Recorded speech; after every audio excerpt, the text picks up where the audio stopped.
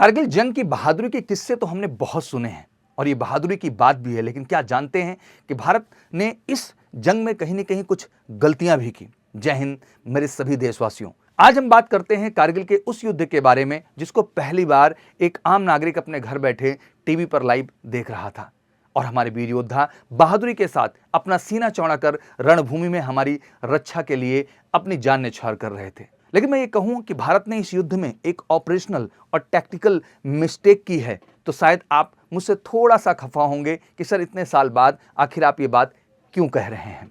जरा धैर्य रखिए और देखिए उस समय के Indian army chief general BP Malik ने अपनी इस किताब में, अगर आप उनका पेज नंबर 421 एंड 422 उठाएंगे तो वहां पर देखेंगे कि उन्होंने किस तरह से उन गलतियों का जिक्र किया है। ये शायद नादानियां भी कही जा सकती हैं। अगर घुसपैठ और हमले एक छोटे क्षेत्र और कम हथियारबंद घुसपैठियों के द्वारा किए गए होते तो मुझे लगता है कोई बड़ी बात नहीं थी, लेकिन ये तो पाकिस्तान की एनएलआई और साथ ही साथ पूरी तरीके से तैयार होकर के उसने हमारे ऊपर हमला किया।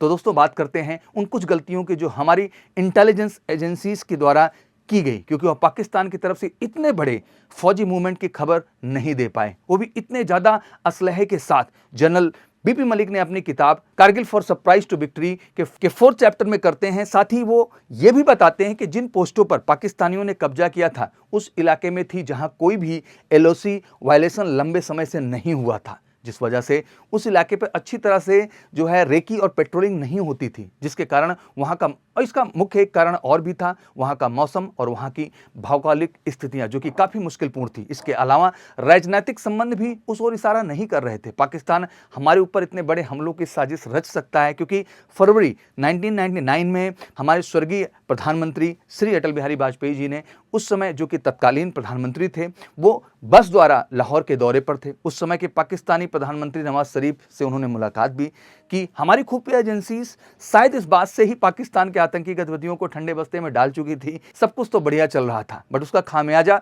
कहीं न कहीं हमारे देश की आर्म फोर्सेस को भुगतना पड़ा और नतीजन हमारे 527 बहादुर सोल्जर्स जो है देश की रक्षा करते हुए वीरगति को प्राप्त हुए। मैं इन जवानों को सबसे पहले तो सशक्त नमन करता हूं और ये वीडियो का जो मकसद है हमारा बनाने का, कि मुझे लगता है ये परिस्थितियां कभी भी हैपन हो सकती हैं।